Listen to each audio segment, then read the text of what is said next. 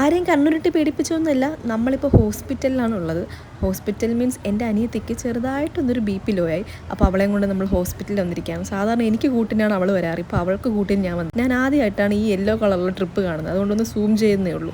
ഇനി നിങ്ങളുടെ ഒരു ഹെൽപ്പ് എനിക്ക് വേണം. അതായത് കുറേ പേരോട് പറഞ്ഞിട്ടുണ്ടായിരുന്നു കട്ടിങ്ങിൻ്റെയും സ്റ്റിച്ചിങ്ങിൻ്റെയൊക്കെ ലോങ് വീഡിയോ അപ്ലോഡ് ചെയ്യണമെന്ന് പറഞ്ഞിട്ട്. അപ്പോൾ നമുക്ക് സ്റ്റാർട്ടിങ് എന്ത് വെച്ച് തുടങ്ങാം? നോർമൽ ടോപ്പ് വേണോ, എ-ലൈൻ വേണോ, അതല്ല അംബ്രല്ല വേണോ? അപ്പോൾ ഏറ്റവും കൂടുതൽ കമൻറ്റ് ഇടുന്നതനുസരിച്ച് നമുക്കത് സെലക്ട് ചെയ്യാം. അപ്പോൾ നിങ്ങൾ അതിനെ ഹെൽപ്പ് ചെയ്യുമെന്ന് ഞാൻ വിശ്വസിക്കുന്നു. പിന്നെ ഒരു പ്രത്യേക കാര്യം പറയാനുള്ളത്, ഞാനൊരു ബിഗിനറാണ്. സോ ബിഗിനേഴ്സിന് എങ്ങനെ സ്റ്റിച്ച് ചെയ്യാം എന്നാണ് ഞാൻ കാണിക്കുന്നത്. അല്ല, ഞാൻ പ്രോ ലെവലായിട്ടില്ല ഇതുവരെയും. സത്യം പറഞ്ഞാൽ ഓട്ടോയ്ക്ക് വേണ്ടി വെയിറ്റ് ചെയ്ത് ഓട്ടോ വരാതായപ്പോഴാണ് നമ്മൾ ഈ ഒരു ഓട്ടോ കാണുന്നതും ഈ ഹോസ്പിറ്റലിൽ വരുന്നതും. ഞങ്ങളുടെ തന്നെ വീടിൻ്റെ അടുത്താണ് ഈ ഹോസ്പിറ്റൽ, പക്ഷെ നമ്മളിതുവരെ വന്നിട്ടില്ല.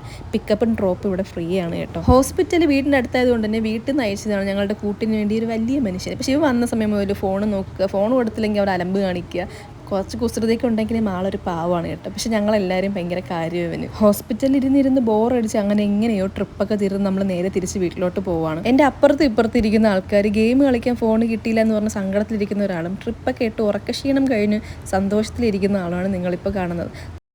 നമ്മൾ ഓട്ടോ ഇറങ്ങിയപ്പോൾ കണ്ട കാഴ്ചയാണ് ഇത്. നല്ല രസം ഉണ്ടായിരുന്നു ഡാൻസ് കാണാനായിട്ട്. ഞാൻ ഇവരെ കഴിഞ്ഞ ആഴ്ച ഇതിൻ്റെ വീട്ടിൽ പോയപ്പോഴും അവിടെയും കണ്ടായിരുന്നു കേട്ടോ. ഇതുപോലെ ഇങ്ങനെ ഡാൻസ് കളിക്കുന്ന കുറേ ടീംസിന് ഇവിടെ നിന്ന് ആൾക്കാർ ഒത്തിരി കാശും അതുപോലെ പല പല സാധനങ്ങളും കൊടുത്ത് ഇവരെ ഹെൽപ്പ് ചെയ്തിട്ടുണ്ട്. കുറച്ച് നേരം അവിടെ നിന്ന് എല്ലാം കണ്ടെങ്കിലും പിന്നെ എനിക്കൊരു സുഖം തോന്നില്ല കേട്ടോ അവിടെ നിന്ന് കാണാനായിട്ട്. അങ്ങനെ നേരെ ഞാൻ വീട്ടിൽ പോയി ചേച്ചിയുടെ വീടിൻ്റെ മുകളിൽ പോയിട്ടാണ് ബാക്കി കണ്ടത്.